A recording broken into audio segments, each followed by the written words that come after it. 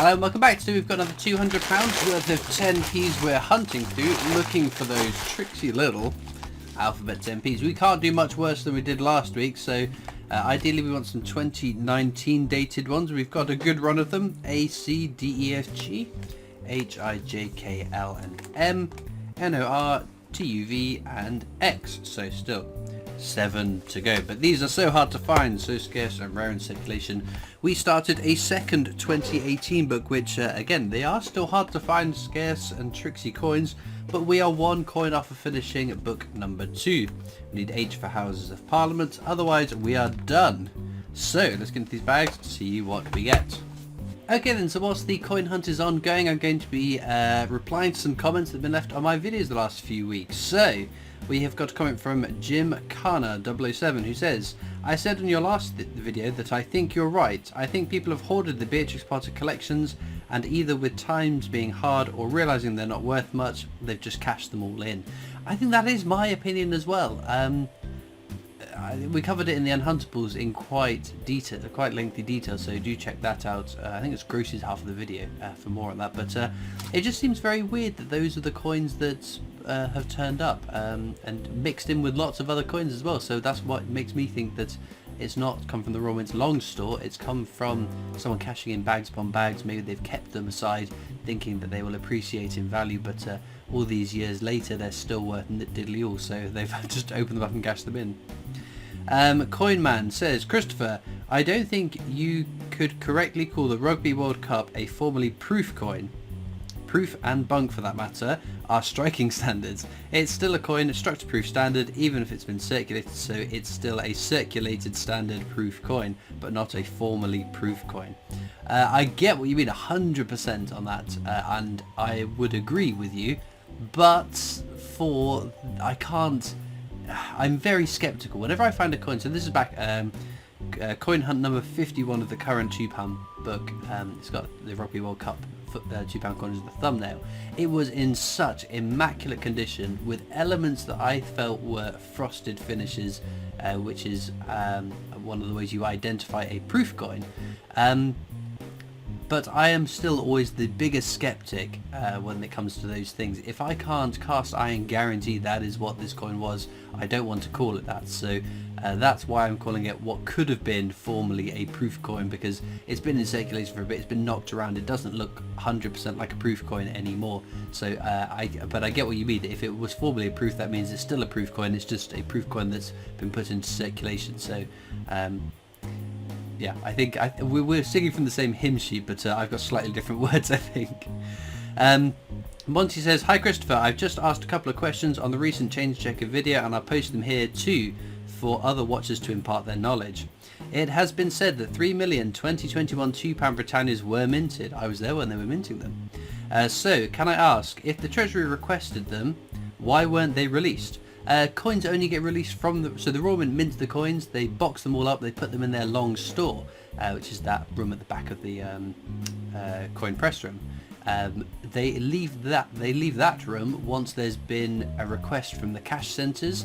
They say, well, we're running low on this denomination, can we have some more? And out they wheel a box or a few boxes to however many to send in a lorry down to the cash centres. So what that means is, since those Britannia £2 coins were minted, there hasn't been sufficient demand for those coins to be wheeled out of the long store. Whether that is that they might have requested more and they've actually still got a backlog from previous years.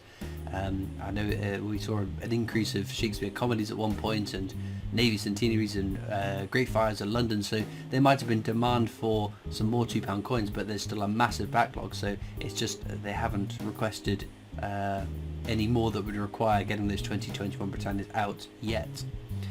Also, are commemoratives bound by the same minting rules as definitives? It seems commemoratives can jump the queue for release dates. Is that for political reasons? Great video as always, very informative. Yes, 100%. So the Chancellor of the Exchequer seems to have some more powers over this than we might have thought. So with the Brexit 50p, the Pride 50p, the the Memorial 50p, they were minted and were shipped straight out of the Royal Mint into circulation. So it looks like if the Chancellor wants to get a coin out in circulation ASAP, then the Chancellor has the power to do so, because they are the Chancellor of the Exchequer is part of that role as being Master of the Mint. Comdam says, I like this one a lot because it was hard for you at times. So that was not last week before's World Coin Hunt, and I did get stumped on a few coins. And I must admit, no one likes being stumped with an audience. Although when I record it, I'm not recording it with an audience. But it opens my mind to more and new and different coins. If I only stuck to UK coins, I would never learn anything about foreign coins, and I don't memorize everything I've ever learned about foreign coins, but I think I've come a long way since when I first started doing my World Coin Hunt. So the ones that I get stuck onto, they're great fun for me as well, because I can go through the edits and I'm thinking, oh, okay. And if I'm really stumped by a coin, not, oh, I know this but I can't, it's on the tip of my brain, or tip of my tongue even, that's frustrating, because I do already know that when it's something I've never seen before and I've got zero idea what's going on, that's the most exciting, because that is something I know I can learn. I can levitate off, I like that name. Says, imagine if one of those super high quality coins had been a rotation error, that would have been awesome. So this is again shiny Beatrix Potters that keep turning up. I totally agree, if there had been a rotation error Benjamin Bunny in that nice of a quality, it would have been stunning. So yes, if it happens, that would be great, but I'm a bit bored of Benjamin Bunnies coming through in the flocks. It feels like being back in 2017, early 2018, when those coins were being shipped out en masse into circulation. Mick Adams says, hi Christopher, could you consider doing a video on the logistics of coin hunting? How often you go to the bank, whether you have to have a business account, do you pay them back into a machine or counted bags, bank versus post office, etc. Cheers for considering, keep up the great content. It's not something I would do a video specifically on for a number of reasons, but mainly because I've talked about this many occasions across different videos. So I get the coins from my bank, I go and I pick up the coins, I wheel them home, I hunt through them, I then bag them up in bags with a coin counting machine, and I go and pay them into a separate bank, a different bank, so I don't get the same coins twice effectively. But also I can't just film inside a bank. That would be silly, and I'm sure they don't want to be recorded. I don't want people to be able to follow me and figure out my patterns and when I go and what times I go. So I for my own security as well, I'm not interested in publicising that too much. But I go to the bank twice, maybe 3 times a week, picking coins up, dropping coins off, and that's how it all works. I think that's all your questions. Bank versus post office, I've got no idea. I've never tried to use a post office, because all the post offices that were local to me when I was trying to get access to coins were always less than helpful. So always use the bank. Sepia Rain, I think. Apologies if I've mispronounced that. Speaking of shiny, we got an immaculate NHS 50p the other day. It was so perfectly struck and had none of the usual wear and tear. I must admit, I think that's quite exciting as well, even if it's the most common coin, because we're so used to it, especially the older ones. They look so banged up and dinged. They've been in pockets and changed in wallets and jingled around with all these other coins. When you get one that's absolutely pristine, whether it is a proof coin, whether it is a bunk coin that someone's released into the wild, or whether it's just one that's fresh into circulation that someone has taken out of circulation and kept with us in a collection or a money jar or whatever, it is very nice seeing all that fine detail in what would have been close to mint standard. So yes, I totally agree, and NHS would be a cool one to find for sure, because there's lots of detail on that coin. Stocko says, hi Christopher, what happens if we become a cashless society? Does this mean all my British coin collection becomes worthless? Many thanks, John. No, not at all. Just think about when we decimalised. Decimalisation didn't make all of the pre-decimal coins worthless. Even, was it the reign of Elizabeth I when we started milling coins? When coins started to be milled, it didn't make hammered coins worthless. In fact, lots of hammered coins are still worth a lot of money now. It depends what you mean by does it make it worthless, as in if they're no longer legal tender you can't then spend them. That would be correct, but if we went cashless tomorrow, which I don't think is going to happen, I think cashless society is a long, long way away. Just think, was it 3 or 4, 5 years ago? They floated the idea of getting rid of the 1 and 2 pence coins. The country went mad and they had to backstep. They can't get rid of the penny and the 2 penny in circulation, which effectively is a useless denomination. I don't use them. I'm sure no one else uses them. If they can't get rid of those coins, then what's the chances of getting rid of coins or notes that everybody uses? I think we're a long, long ways off of a cashless society. So will they become worthless? A bit like the round pounds now, I guess. The round pounds you can't spend, but you can cash them into banks. Like old banknotes, you can't spend, but you can get them cashed in at their equivalent value. So in a word, will it make your coin collection worthless? No, not at all. It's Jesse Coins says, at the end of the day, it's the same great content. I've never understood ending a book early, as you could do the next hunt and find the coin you're looking for. Loving the videos, Christopher, and what to find. Yes, I am so glad that you commented this, so this will be the last comment we're going to go through.